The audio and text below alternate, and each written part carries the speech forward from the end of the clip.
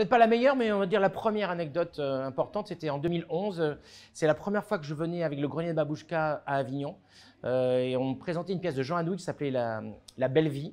Et c'est vrai qu'on était 10 et c'était un gros investissement pour notre compagnie et personne ne nous connaissait, on n'était pas du tout identifiés ici. Et c'est vrai j'avais fait un programme de tractage et de parade extrêmement important. Et moi notamment, je voulais être absolument exemplaire.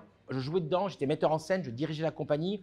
On avait produit le spectacle à 50% avec nos propres deniers. On avait une petite bourse de côté avec ma femme pour partir en vacances. On l'a utilisé pour se payer ce créneau à Avignon, comme plein de compagnies le font.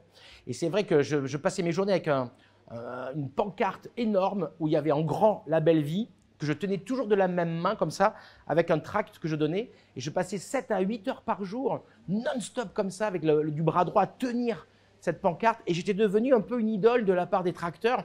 Ils parlaient de moi, les gens me disaient, il paraît que tu es le mec qui tient sa pancarte pendant 7-8 heures. J'étais devenu emblématique avant même de faire un spectacle. L'homme qui toute la journée tient son truc comme ça. Et c'est vrai qu'à la sortie de cet Avignon, j'avais pris un bras, mais comme ça.